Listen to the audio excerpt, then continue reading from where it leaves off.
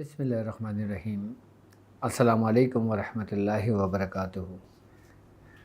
میں نئے آنے والے اپنے معزز ممبران کو، اپنے پیر بھائیوں، اپنے مریدوں، اپنے شاگردوں اور جو لوگ میرے ساتھ اس روحانی سفر میں شامل ہیں، ان تمام لوگوں کو اپنے سلسلے میں، اپنے خانوادے میں، اپنے یوٹیوب چینل پر، انسٹاگرام پر، فیس بک پر اور ٹیلی گرام چینل پر اور اپنی آفیشیلی ویب سائٹ www.drabdulwajidshazli.com پر خوش آمدید کہتا ہوں اور امید کرتا ہوں کہ آپ تمام لوگ خیریت سے ہوں گے۔ وقت بہت تیزی سے گزرا اور کافی میرے پاس کالیں بھی آئیں، کافی میسیج بھی آئے کہ آپ کی ویڈیوز یوٹیوب پہ اپلوڈ نہیں ہو رہی ہیں۔ تو آپ کو معلوم ہے کہ ابھی الحمدللہ ہم ذی الحج کے 10 دن گزرے ہیں کہ جس میں مصروفیت، قربانی اور پھر آپ لوگوں کو پتہ بھی ہے کہ میری طاق ہیلنگ کی کلاسز بھی چل رہی ہیں اور الحمدللہ طاق ہیلنگ کی جو کلاسز ہیں اس کے 4 لیکچر کمپلیٹ بھی ہو چکے ہیں اور لیکچر کے ساتھ ساتھ اس کی کلاسز بھی چل رہی ہیں۔ کلاس 1A بھی ہے، کلاس 2B بھی ہے، کلاس C بھی ہے، مختلف کلاسز بھی الحمدللہ ہمارے اسٹوڈنٹس پابندی کے ساتھ اٹینڈ کر رہے ہیں کہ جس میں وہ سیکھ رہے ہیں روحانیت اور طاق ہیلنگ۔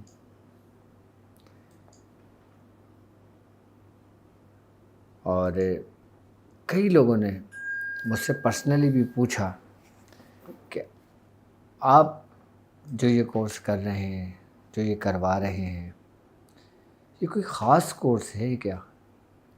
اس کی کیا وجہ ہے کہ جو آپ نے اس کو مخصوص کیا ہے اور آپ نے اس کو اتنا سیکیور کیا ہوا ہے، اتنا اس کو محفوظ کیا ہوا ہے، اس کی وجہ کیا ہے؟ آج میں مختصر اپنی کلاسز کے اوپر بات کرتا ہوں، پھر اس کے بعد ہم اپنے پروگرام کا آغاز کرتے ہیں انشاءاللہ۔ اور آج کا ٹاپک بھی آپ کے لیے بہت دلچسپ ہوگا انشاءاللہ۔ سب سے پہلے تو کچھ لوگوں کے یہ سوال تھے کہ طاق ہیلنگ ہے کیا؟ اور آپ کے فرسٹ لیول میں ہم نے یہ دیکھا کہ آپ کے ڈسکرپشن میں باقاعدہ طور پر یہ لکھا ہوا ہے کہ فرسٹ لیول 4 مہینے کا ہے اور ہم اس میں سیکھیں گے کہ روحانیت کیا ہے، روحانیت کے متعلق گفتگو اور پھر طاق ہیلنگ۔ طاق ہیلنگ بیسیکلی ایک ذریعہ ہے روحانیت کو پانے کے لیے، روحانیت کو حاصل کرنے کے لیے۔ جس طرح اس وقت کیمرہ ایک ذریعہ ہے آپ اور مجھ تک پہنچنے کے لیے، میری ویڈیوز آپ تک پہنچ رہی ہیں، آپ اس کو آن کرتے ہیں اور دیکھ لیتے ہیں، تو موبائل، کیمرہ، سیٹلائٹ، یہ سب کچھ ایک ذریعہ ہے ہم دونوں کے درمیان، جو ہم ان دونوں کو ایک کرتے ہیں اور ایک رابطہ قائم کرتے ہیں۔ بالکل اسی ترتیب اور اسی طریقے سے طاق ہیلنگ ایک ذریعہ ہے روحانیت کو پانے کے لیے۔ طاق ہیلنگ ایک ذریعہ ہے رب کا قرب حاصل کرنے کے لیے۔ طاق ہیلنگ ایک ذریعہ ہے اپنے مرشد کے فیض کو پانے کے لیے۔ اور جو لوگ اس خاص کلاسز کا حصہ ہیں، صرف طاق ہیلنگ کو ڈیفائن کرنے میں، طاق ہیلنگ کو خالی ایکسپلین کرنے میں مجھے 4 لیکچروں کی ضرورت پڑی،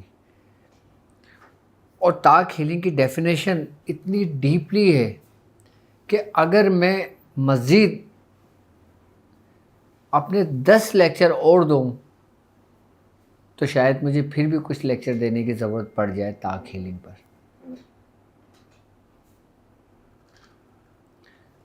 ہم نے باقاعدہ طور پہ طاق کے معنی بتائے، باقاعدہ طور پہ اس کو ایکسپلین کیا، اس کی فورس، اس کی قوت کے بارے میں بتایا. ہم نے پورے کائنات کی روحانیت کو اور اپنے بزرگان دین کے طریقے کو، اپنے استادوں کے طریقہ کار کو، ہم نے پورے سلوک کو، پورے تصوف کو ہم نے لفظ طاق میں اس کو محفوظ کر دیا. اور طاق ایک ایسی قوت بنی کہ جس کے آگے تمام قوتیں بے بس ہو جاتی ہیں. یعنی کہ اگر ہم اس قوت کی اگر ہم بات کرتے ہیں، اگر ہم طاق کی بات کرتے ہیں، تو طاق 3 حرفوں کا مرکب ایک لفظ ہے. یعنی کہ اگر ہم طاق کی نومیریکل ویلیو دیکھتے ہیں، یعنی توئیں، الف اور قاف، توئیں کے 9 بنتے ہیں، الف کا 1 بنتا ہے، قاف کے 100 بنتے ہیں. تو اس کی جو تعداد بنتی ہے وہ بنتی ہے 110 کی تعداد. اگر 110 کی تعداد کی اگر ہم بات کرتے ہیں تو 110 کی جو تعداد ہے یہ لفظ علی کی تعداد، علی کی نومیریکل ویلیو بنتی ہے. لفظ علی. اچھا، اب جہاں پہ لفظ علی آتا ہے وہاں پہ ہمارا ذہن، ہمارا دماغ، ہماری روحانیت، ہمارے محبت، سب کچھ حضرت علی کرم اللہ وجہ کی جانب کھینچی چلی جاتی ہے. حضرت علی رضی اللہ تعالی عنہ. اگر روحانیت کی دنیا کی اگر ہم بات کرتے ہیں تو یہی وہ واحد دربار ہے کہ جہاں سے آپ کو ولایت ملتی ہے، جہاں سے آپ کے اوپر مہر ولایت لگتی ہے کہ آپ ولی ہیں، کہ آپ اللہ کے دوست ہیں.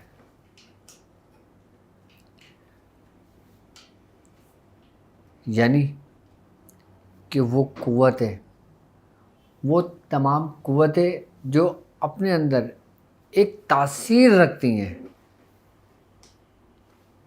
اپنے اندر خود کی ایک قوت موجود ہے اور اس علی کی بھی قوت موجود ہے جو بلند شان والا ہے.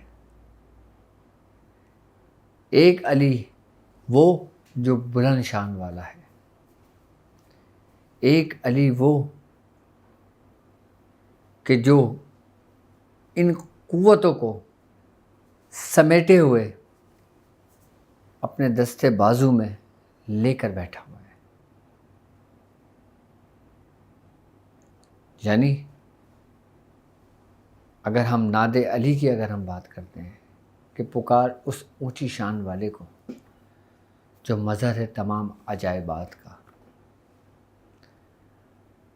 اگر ہم اس پہلے ہی ٹکڑے پہ جاتے ہیں تو کچھ علماء کرام کا خیال یہ ہے کہ یہاں پہ جو لفظ علی استعمال ہوا ہے اس کا مطلب ہے اونچی شان والا، یعنی کہ بلند شان والا. اور اونچی اور بلند شان والے تمہارے رب کی ذات ہے. یعنی کہ پکار اس رب کو، پکار اس اونچی شان والے کو جو خالق ہے تمام جہانوں کا. یعنی کہ یہاں مراد اللہ کی ذات سے ہے کہ ناد علی مظہر العجائب تجدہ اون لک فی النواہب، کہ پکار اونچی شان والے کو جو تمام عجائبات، جو مظہر ہے تمام عجائبات کا. اچھا، کچھ بزرگوں کا، کچھ لوگوں کا یہ خیال ہے کہ یہاں پہ لفظ جو علی استعمال ہوتا ہے، یہ لفظ جو علی ہے یہ باقاعدہ حضرت علی کرم اللہ وجہ سے منسوب ہے. اب بات یہاں پہ وہی آ جاتی ہے کیا کہ اللہ رب العزت آپ کی نیتیں دیکھتا ہے. آپ جس نیت سے پڑھتے ہو آپ کو اسی طرح کا فیض ہوتا ہے. اگر آپ اس نیت سے پڑھتے ہو کہ میں پکار رہا ہوں اس اونچی شان والے کو، تو آپ کو اسی نیتوں کے حساب سے فیض و فائدہ ہوگا. اور آپ کی نسبت، آپ کی محبت، آپ کا غلبہ اگر اس نیت سے ہوتا ہے کہ ناد علی سے مطلب میں حضرت علی رضی اللہ تعالیٰ عنہ کو پکار رہا ہوں، تو آپ کو فائدہ پھر انہی کی نسبت سے اور انہی کی اس سے ہوتا ہے، روحانیت سے. اچھا، اب یہاں پہ ایک بات دیکھنے والی ہوتی ہے. ایک ہوتا ہے کہ تمہارے رب کی تجلی آئی بات سمجھ میں. اچھا، رب کی تجلی تم برداشت نہیں کر سکتے کیونکہ تمہارا قلب اس کو برداشت نہیں کر سکتا. ایک ہوتا ہے ڈائریکٹ، ایک ہوتا ہے انڈائریکٹ. جو لوگ انڈائریکٹ جاتے ہیں، کسی کے ریفرنس سے جاتے ہیں، کسی کی نسبت سے جاتے ہیں، وہ جلد کامیاب ہوتے ہیں. اور جو لوگ ڈائریکٹ جاتے ہیں، ڈائریکٹ جب جاتے ہیں تو راستے میں ہمارا ایک سب سے بڑا دشمن موجود ہے جسے کہتے ہیں ابلیس، جو قدم بقدم ہر سانس تمہارے ساتھ ہے، جو تمہیں کسی بھی وقت گمراہ کر دیتا ہے.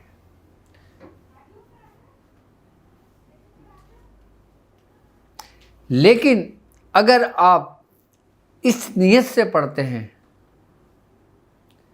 اچھا، بزرگوں سے بھی استمداد لی جا سکتی ہے، بزرگوں سے بھی مدد لی جا سکتی ہے، جو انعام یافتہ لوگ ہیں ان سے بھی مدد لی جا سکتی ہے. میں نہیں کہہ رہا، قرآن بھی کہہ رہا ہے کہ اے ایمان والوں، اللہ سے ڈرو اور وسیلہ تلاش کرو اور اس کی راہ میں جہاد کرو تاکہ تم فلاح پاؤ.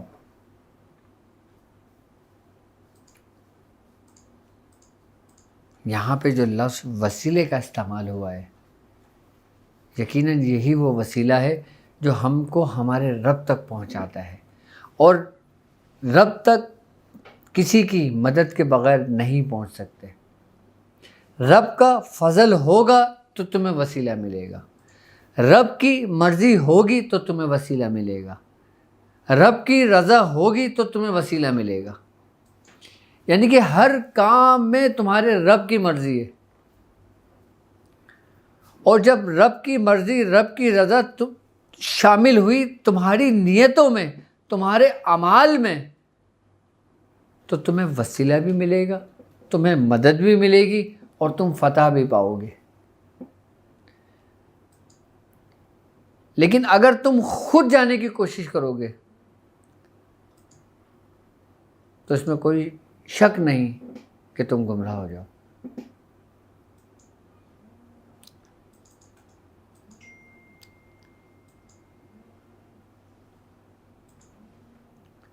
کیوں؟ کیونکہ ہم نے سب سے پہلے کوئی بھی راستہ چلنے سے پہلے اس کا رفیق تلاش کرنا ہے، اور یہی جو رفیق ہے نا وہ وسیلہ ہے. کیونکہ اس کا حکم خود سرکار دو عالم صلی اللہ علیہ وآلہ وسلم نے دیا. آپ نے فرمایا کہ جب تم کسی راستے کا انتخاب کرو تو پہلے اس کے رفیق کو تلاش کر لو.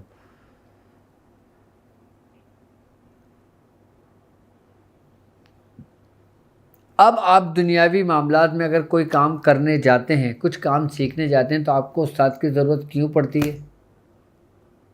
آپ ڈائریکٹ کیوں نہیں سیکھ لیتے سب کچھ؟ کیوں سو آپ کو استاد سکھاتا ہے؟ کیونکہ استاد وسیلہ ہے آپ کو کامیاب کرنے میں، آپ کو انعام یافتہ لوگوں میں لانے میں.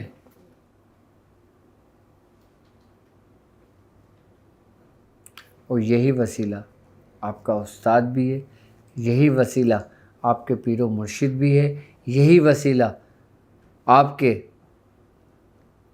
ایمان والے بھی ہیں، اور یہی وسیلہ صدیقین بھی ہیں، یہی وسیلہ صالحین بھی ہیں، یہی وسیلہ اولیاء کرام بھی ہیں، یہی وسیلہ صحابہ کرام بھی ہیں، کیونکہ سرکار دو عالم صلی اللہ علیہ وآلہ وسلم کا فرمان ہے۔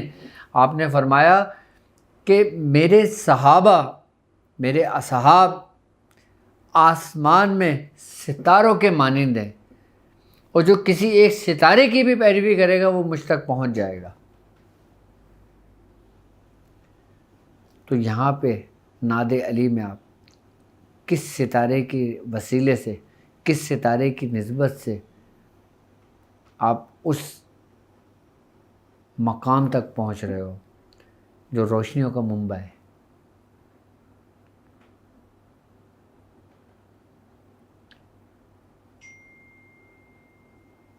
یعنی آپ ایک ایسے وسیلے سے اپنے اصل کی جانب لوٹ رہے ہیں جو ہدایت ہی ہدایت ہے۔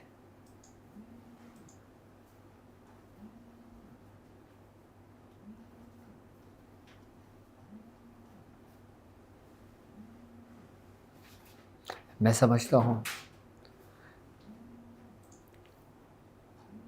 اب میرے ساتھ چلنے والوں کو جو نعت علی کا جو کانسیپٹ ہے وہ کلیئر ہو گیا ہوگا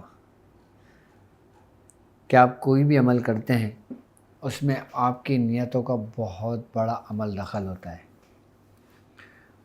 اور ایک بات یاد رکھیے گا کہ اگر نعت علی کے ہی عمل کی اگر میں بات کرتا ہوں آپ سے، تو اس کی اجازت بھی دربار ولایت سے ہی ہوتی ہے، دربار اسدیت سے ہی ہوتی ہے۔ یعنی کہ وہ دربار جو مولائے کائنات حضرت علی کرم اللہ وجہ سے کا ہے۔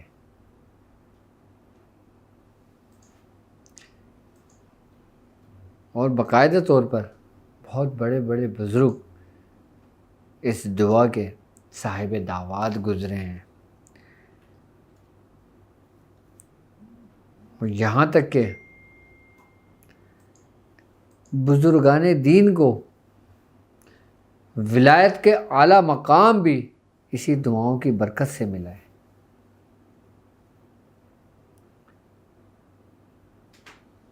ہمارے بزرگ فرماتے ہیں جب کبھی سالک پر ایک ایسی کیفیت آ جاتی ہے کہ وہ کسی ایک مقام پر ٹھہر جاتا ہے جہاں پہ آگے اس کا کوئی رستہ نہیں ہوتا، اس کے لیے ایک حد ہوتی ہے۔ ہر سالک کی ایک حد ہے، کسی کی حد 1 قدم ہے، کسی کی حد 2 قدم ہے، کسی کی حد 3 قدم ہے، کسی کی حد 4 قدم ہے، کسی کی حد 10 قدم ہے۔ کہتے ہیں کہ اگر آپ کی تقدیر میں صرف اور صرف 1 قدم آپ کی حد ہے، اور اگر آپ اس دعا کے وسیلے سے دعا کرتے ہیں، اگر آپ نعت علی کی دعوت دیتے ہیں، تو اس کی برکتوں سے، اس کی روحانیت سے، اس کی قوت سے، ان کی روحانی قوتوں سے یہاں تک کہ آپ کی حدیں بھی بڑھ جاتی ہیں، اور ایسی حدیں بڑھتی ہیں کہ وہ تمام حدوں پہ سبقت لے جاتی ہیں، جو تمام سالکوں کی حدوں پر سبقت لے جاتی ہیں۔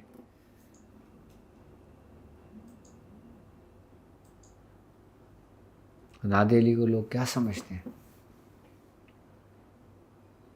نعت علی کو بھی لوگ سمجھے نہیں ہیں۔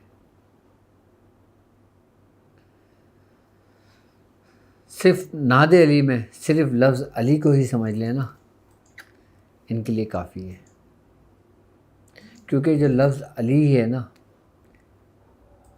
یہی تمام قوتوں کا مجموعہ ہے، یہی تمام تصرف تصرفاتوں کا مجموعہ ہے کہ جہاں سے تصرفات کی تقسیم ہوتی ہے۔ لفظ علی جو ہے یہی وہ مقام ہے کہ جہاں سے پوری کائنات میں فیض تقسیم ہوتا ہے۔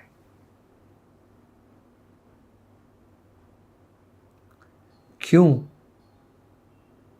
کیونکہ آپ کا قلب نبوت سے منسلک ہے، کیونکہ آپ کا قلب محمدی ہے، کیونکہ آپ کا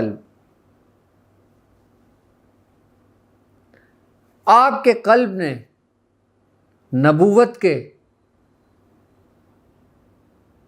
باطن کے بوجھ کو اٹھایا ہے۔ نبوت کا ظاہر تو نبوت ہے جو ختم کر دی گئی، آپ کے بعد کوئی نبی نہیں آئے گا، لیکن نبوت کے باطن ولایت کا بوجھ مولا کائنات حضرت علی کرم اللہ وجہ کے قلب نے اس بوجھ کو برداشت کیا۔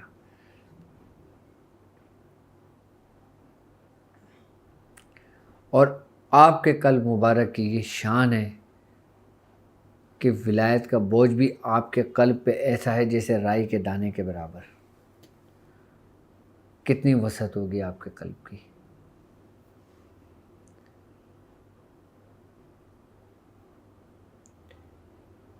سارے کمالات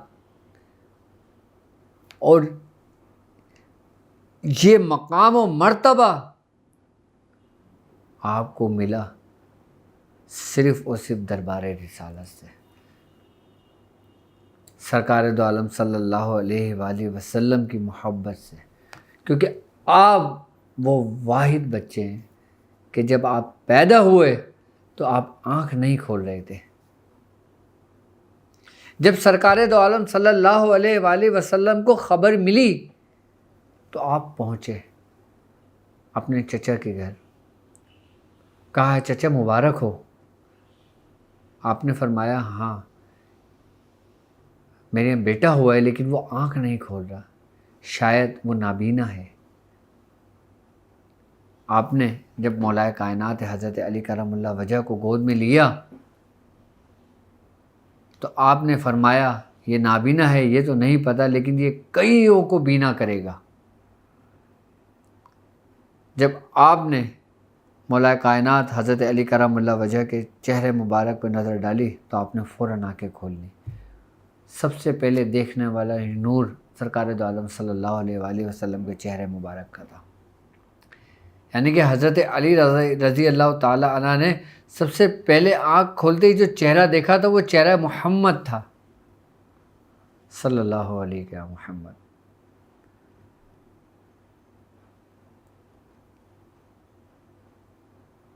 کہ سب سے پہلا جو چہرہ دیکھا وہ آپ ہی کا تھا، اور آپ نے ہی بچپن میں اپنے لعاب دین شہادت کی انگلی اپنے منہ میں لے کے حضرت علی رضی اللہ تعالی عنہ کے منہ مبارک میں ڈال دی تھی، اپنے منہ میں ڈال دی تھی حضرت علی کرم اللہ وجہ کے، کہ جس سے بزرگان دین فرماتے ہیں کہ جب آپ نے اپنا لعاب دین یعنی کہ لعاب نبوت آپ نے حضرت علی رضی اللہ تعالی عنہ کے منہ میں ڈالی تھی، اس وقت آپ کا قلب کے اندر وہ وسعت پیدا ہو گئی تھی، وہ نور پیدا ہو گیا تھا، وہ روحانیت آپ کے اندر اجاگر ہو گئی تھی کہ جب آپ پیدا ہوئے تھے۔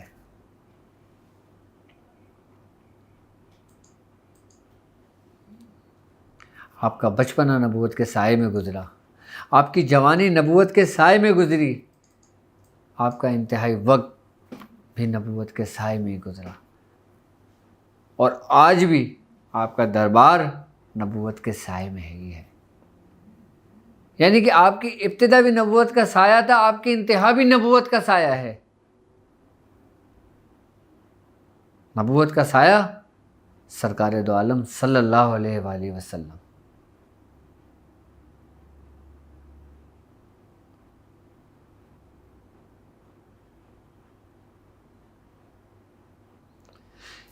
یہاں تک بزرگان دین فرماتے ہیں، میں نے خود اپنے بزرگوں سے سنا کہ تابوت سکینہ جو تھا ताबूत सकीना एक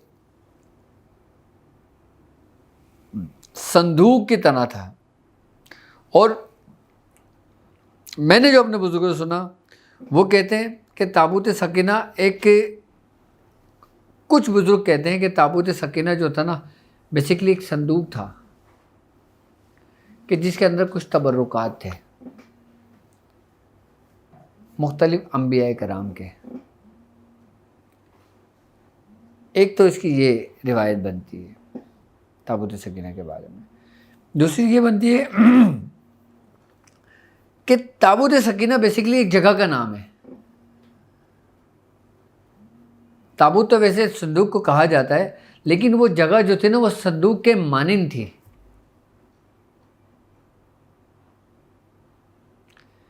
अच्छा, इसका वाक़या हमें सरकार दो आलम सल्लल्लाहु अलैहि वसल्लम की ज़िंदगी में मिलता है कि जब सरकार दो आलम सल्लल्लाहु अलैहि वसल्लम ने नबूवत का ऐलान किया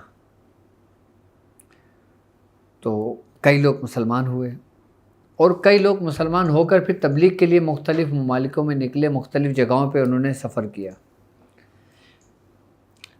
आपके दौर में ये होता था कि जब कोई शख्स मुसलमान होता था, जब आप पर ईमान लाता था तो आप उसकी तरबियत करके, उसको ईमान मुसलमान करके आप उसको हिदायत के लिए, तबलीग के लिए मुख्तलिफ़ जगहों पर भेज दिया करते थे। तो कहते हैं एक सहाबी का वाक़या है कि आप हबश का वाक़या है या उस जगह का नाम मेरे जहन से निकल गया, मैंने अपने बुज़ुर्गों से सुना, अपने पीरो मुर्शिद से सुना था ये वाक़या कि जब वो सहाबी उस बादशाह के दरबार में गए और उन्होंने दीन की तबलीग की और कहा कि अरब में हमारे महबूब आखिरी नबी, आखिरी ज़मा पैगंबर हज़रत मोहम्मद मुस्तफ़ा सल्लल्लाहु अलैहि वसल्लम तशरीफ़ ला चुके हैं, तो मैं आपको दीन की तबलीग करता हूँ और हिदायत करता हूँ कि आप ये दीन को तस्लीम कर लें। तो बादशाह बड़ा हैरत से उसने आपको देखा और उनसे कहा, अच्छा अगर तुम इस दावे में सच्चे हो जो तुम कर रहे हो, क्या तुमने अपने नबी को देखा है? तो सहाबी ने फरमाया, जी बिल्कुल मैंने देखा उनको, और मैं उनके हाथ पे ही ईमान लेकर आया हूँ। तो उस बादशाह ने कहा कि क्या तुम अपने नबी को पहचान लोगे? तो उन्होंने कहा, हाँ मैं पहचान लूँगा। तो बादशाह ने कहा, अच्छा तुम चलो मेरे साथ। बादशाह उन सहाबी रसूल को लेकर गया और एक तय खाने में ले गया कहीं अपने दरबार में, और जब उस तय खाने में लेकर गया तो वो एक तय खाने के अंदर एक ऐसी जगह पर लेकर गया कि जहाँ पर मुख्तलिफ़ तस्वीरें लगी हुई थी। उसने कहा, बादशाह ने, अच्छा अगर तुम अपने दावे में सच्चे हो तो तुम इन तस्वीरों में देखो कि तुम्हारे नबी कौन से हैं। तो उस सहाबी रसूल ने उस तस्वीर को देखना शुरू किया और उस तस्वीर पर आके ठहर गए और उंगली उठाकर कही कि ये हमारे महबूब, यही हमारे आखिरी ज़माना पैगंबर सरकार दो आलम सल्लल्लाहु अलैहि वसल्लम है। तो उस बादशाह ने कहा कि तुमने हक बोला है और तुमने हक देखा है कि यही है वो आखिरी नबी। तो बुजुर्गान दीन फरमाते हैं कि ताबूत सकीना बेसिकली उस जगह को कहते हैं कि जहाँ पे तमाम जितने भी अंबिया कराम आए ना, बाकायदा वहाँ पे शबी मुबारक उनकी मौजूद है। कुछ बुज़ुर्ग कहते हैं कि ये संदूक है कि जिसमें तबर्रुकात हैं।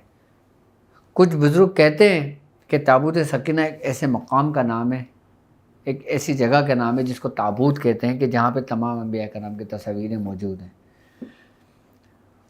यहाँ तक मैंने अपने बुज़ुर्गों से सुना कि उस ताबूत सकीना में उन सहाबी रसूल में सरकार दो आलम सल्लल्लाहु अलैहि वसल्लम के साथ 4 तस्वीरें और देखी थी कि जो चारों खुलफाए राशिदीन की तस्वीरें मौजूद थी। इसको बुजुर्गान दीन ने बहुत महफूज और पोशीदा रखा इस बात को, लेकिन यही बात मैंने अपने मियाँ हुजूर से सुनी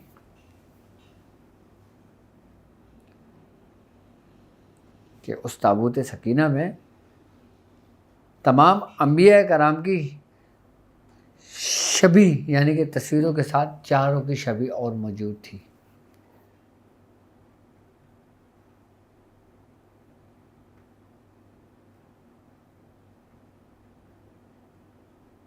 لیکن وہ جگہ محفوظ اور وہ جگہ پوشیدہ ہے، جس طرح اصحاب کہف کا غار محفوظ ہے، جس طرح تابوت سکینہ اب محفوظ و پوشیدہ ہے۔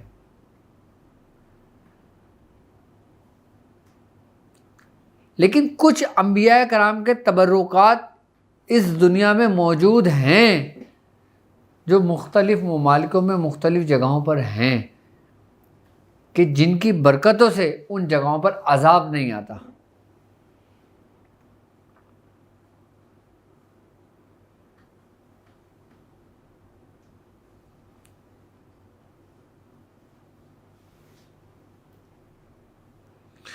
اور وہ تبرکات کچھ محفوظ ہاتھوں میں ہیں اور کچھ کفار کے ہاتھوں میں ہیں،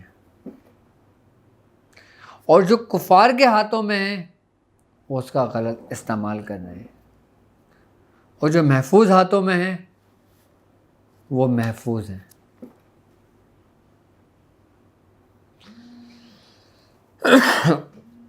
کیونکہ جو انبیاء کرام کے تبرکات ہوتے ہیں، انبیاء کرام کے استعمال کی ہوئی کچھ خاص چیزیں ہوتی ہیں جو اللہ رب العزت کی بارگاہ کی طرف سے ان کو پیش کی جاتی ہیں، ان کا اثر ہمیشہ قائم و دائم رہتا ہے۔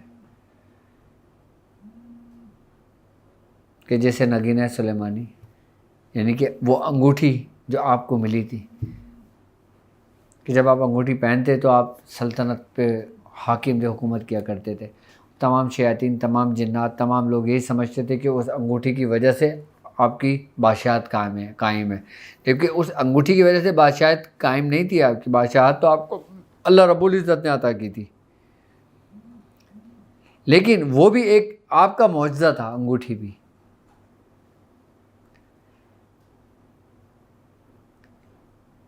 کہ جس کی وجہ سے تمام شیاطین، تمام جن و انس آپ کے ماتحت تھے، تمام ہوائیں آپ کے ماتحت تھیں، تمام اجنہ، تمام دیو آپ کے ماتحت تھے۔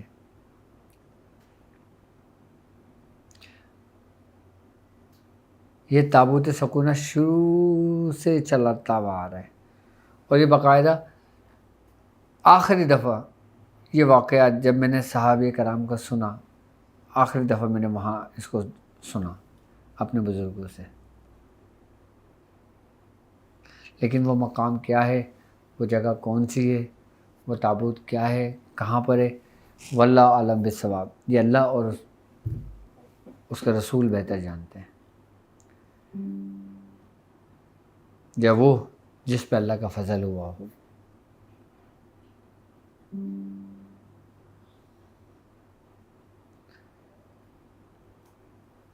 تو بتانے کا مقصد، سمجھانے کا مقصد یہی تھا کہ آپ کے ذات یہ وہی پوری روحانیت کی قوتوں کو سمیٹے ہوئے اپنے قلب میں لیے جلوہ افروز ہیں، جو مولا کائنات حضرت علی کرم اللہ وجہ ہیں۔ اب تاگ کس کی ہی قوت ہے،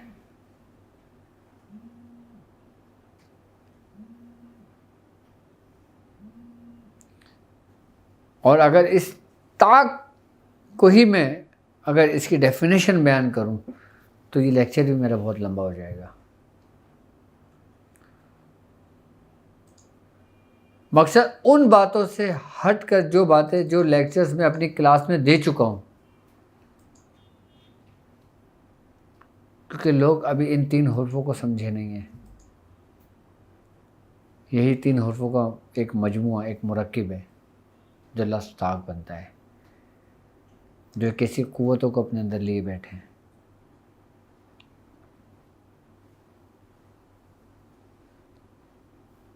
لیکن ایک بات یاد رکھیے گا،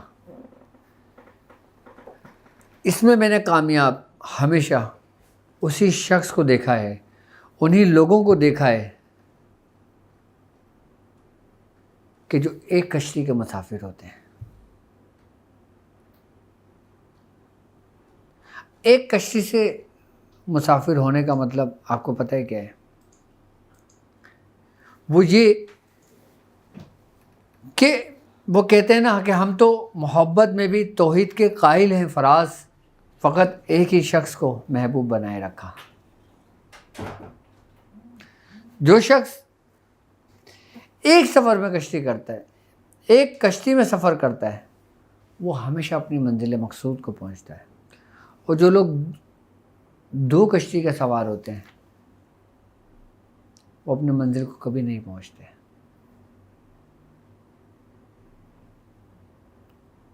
یعنی ابتدائی حال میں ایک کشتی کا سوار ہونا آپ کے لیے بے حد ضروری ہے۔ انتہا میں آپ جو چاہے کریں، ابتدا میں ایک ہی کشتی کا سوار ہونا ضروری ہے۔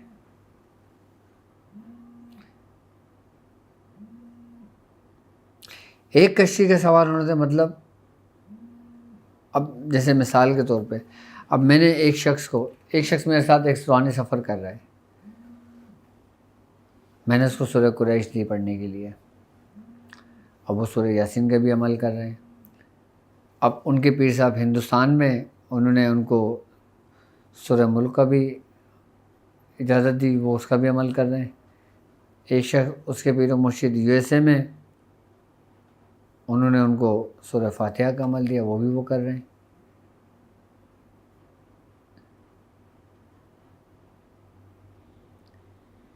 کیا پڑھنے سے آپ کو وہ مقام مل جائے گا؟ کیا پڑھنے سے آپ کو وہ مقاصد حاصل ہو جائیں گے کہ جس مقصد کے لیے آپ پڑھ رہے ہو؟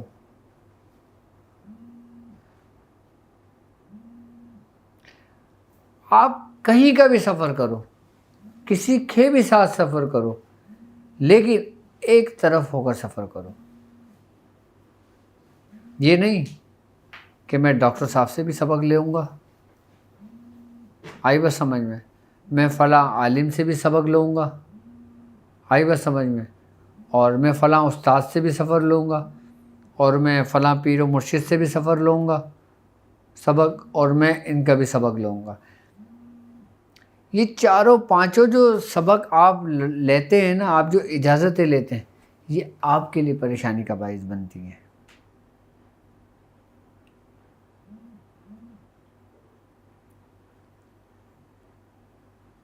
آپ ان پانچوں کو ایک کیوں نہیں کر دیتے تاکہ آپ اپنی منزل تک پہنچو؟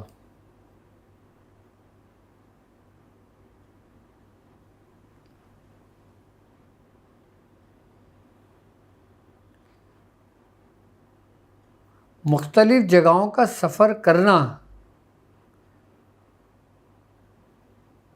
اور ایک راستے کا سفر کرنا بہت فرق ہے۔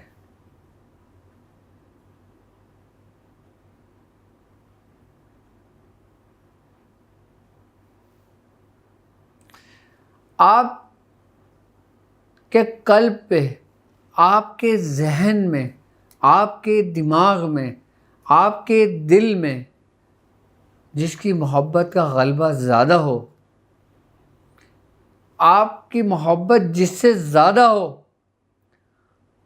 آپ اسی طرف اپنے سر کو جھکا لیں اور پھر اسی کو سب کے چہروں میں دیکھیں، پھر اسی کے فیض کو کسی کے فیض میں دیکھیں، پھر اسی کو سب کچھ دیکھیں، سب کچھ اسی میں دیکھیں، تو آپ کامیاب ہوں گے۔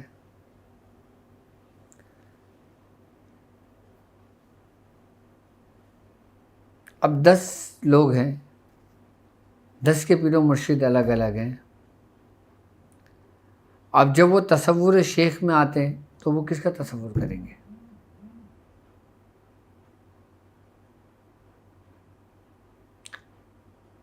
اب وہ کہ میں اپنے پیر و مرشد کا کروں، یا میں اپنے استاد کا کروں، یا میں عالم صاحب کا کروں، یا میں مولوی صاحب کا کروں؟ یا میں اپنے مرشد کا کروں؟ کس کا کروں؟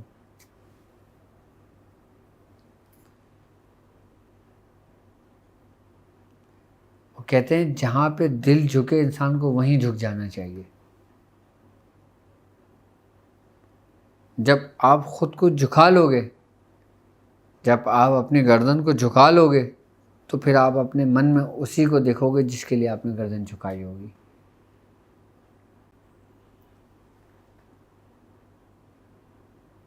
اگر آپ مجھ میں اپنے شیخ کو نہیں دیکھ رہے تو پھر آپ کی محبت کامل نہیں ہوئی۔ اگر میں آپ کا شیخ ہوں، آپ مجھے سن رہے ہو، میرا تصور کر رہے ہو، مجھ سے محبت رکھتے ہو، مجھ سے مان رکھتے ہو، تو آپ کو ہر چہرے میں میرا ہی چہرہ نظر آنا چاہیے۔ اگر میں آپ کا مرشد ہوں، اگر میں آپ کا مرشد نہیں ہوں، میں آپ کا استاد ہوں، تو آپ کو میرے چہرے میں آپ کا استاد نہیں، آپ کا مرشد نظر آنا چاہیے، تو آپ کامیاب ہوگے میرے سفر میں۔ یعنی کہ میرے سفر میں آپ چل رہے ہو ایک استاد شاگرد کی حیثیت سے، تو جب تک آپ میرے چہرے میں، جب تک آپ مجھ میں اپنے مرشد کو نہیں دیکھو گے، آپ کامیاب نہیں ہوگے۔ چاہے آپ کے مرشد اس دنیا سے وفات پا گئے ہوں، آپ کا فیض جاری ہو جائے گا۔ چاہے آپ کے مرشد اس دنیا سے انتقال کر گئے ہوں، آپ کے مرشد کا فیض جاری ہو جائے گا۔ چاہے آپ کے مرشد ہندوستان میں ہوں اور آپ پاکستان میں ہوں، آپ کے مرشد کا فیض جاری ہو جائے گا۔ آپ مجھ کو نہ دیکھو، آپ مجھ میں اپنے شیخ کو دیکھو۔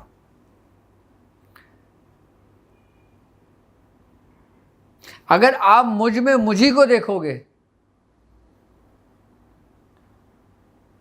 تو آپ دو کشتیوں کے سوار ہوگے۔ آپ مجھ میں اپنے شیخ کو دیکھو گے تو آپ ایک کشتی کے سوار ہوگے۔ اب بات سمجھ میں آ گئی کہ ایک کشتی اور دو کشتیوں کے سوار سے کیا مراد ہے؟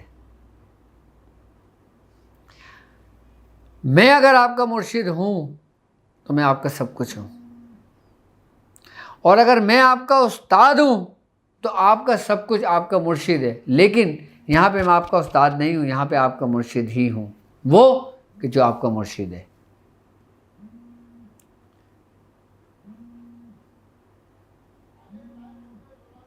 میں بارہا کہتا ہوں کہ مجھ میں مجھی کو نہ دیکھو، مجھ میں آپ اس کو دیکھو جس کی آپ کو تلاش ہے۔ مجھ میں آپ اس کو دیکھو کہ جس کی آپ کو جستجو ہے۔ مجھ میں آپ اسی حق کو دیکھو کہ جس کو پانے کا آپ کو ایک جنون ہے، تو یقیناً آپ کامیاب ہوں گے۔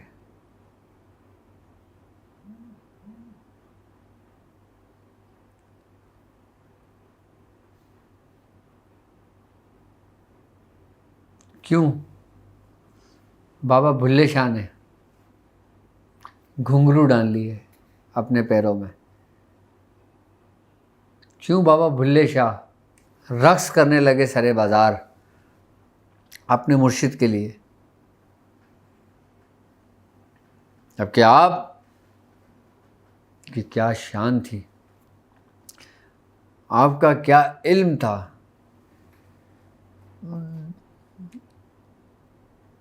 کہ آپ نے سارے حجابات ہٹا دیے اپنے، اور پھر رہتی دنیا تک آپ کا نام ہے بابا بھلے شاہ۔ حضرت شیخ امیر خسرو رحمۃ اللہ علیہ، کیا مقام تھا آپ کا کہ آپ نے بھی گھنگرو اپنے پیروں میں ڈال لیے تھے۔ کس کے لیے؟ اپنے مرشد کے لیے۔ آپ نے بھی سرے بازار رقص کیا، کس کے لیے؟ اپنے مرشد کے لیے، کیونکہ ایک چہرہ دیکھا تھا۔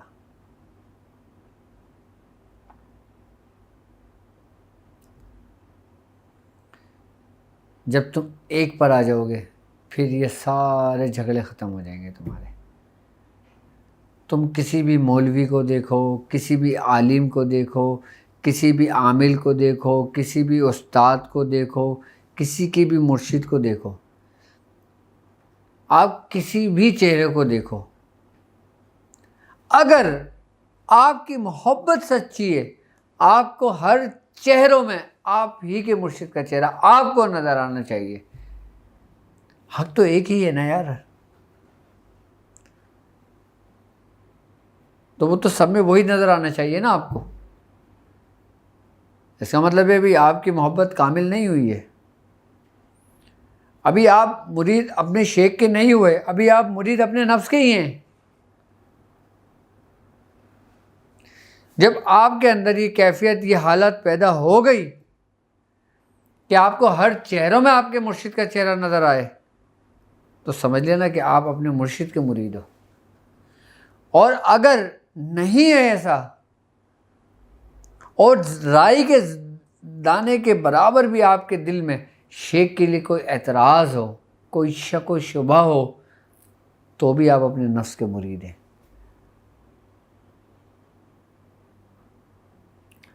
میں نے اس شخص کو زندگی میں کبھی کامیاب نہیں دیکھا کہ جو شخص اپنے شیخ پر معترض ہوا۔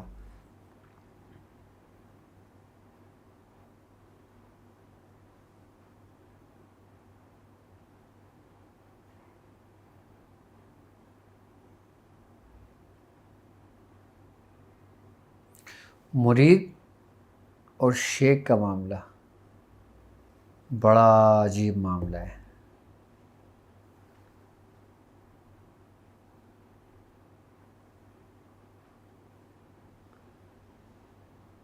اس رستے کے لیے کہا ہے بزرگوں نے کہ یہ لوہے کے چنے ہیں۔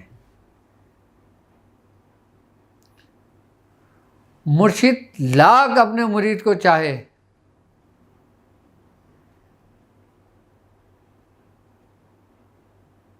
مرید لاکھ اپنے مرشد کو چاہے، نظر وہی آئے گا جو حق ہوگا۔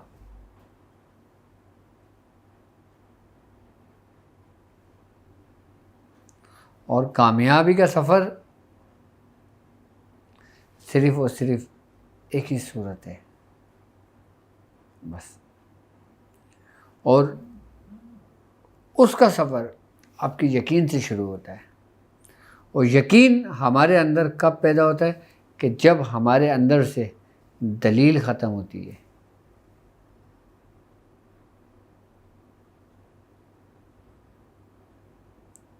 جب آپ دلیل کے رستے سے نکلتے ہو تو آپ یقین کے منزل کے رستے پہ سفر رکھتے ہو، قدم رکھتے ہو اپنا۔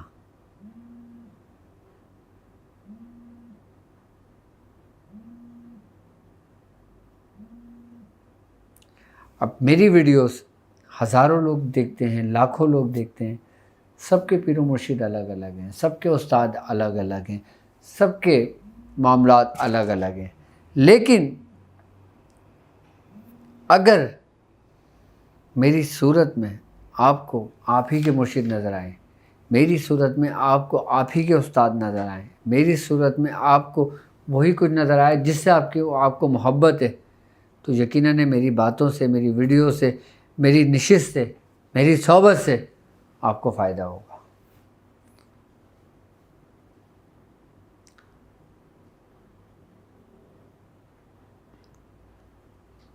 اور جو ہمارا مرید ہے پھر وہ ہمارا ہی مرید ہے۔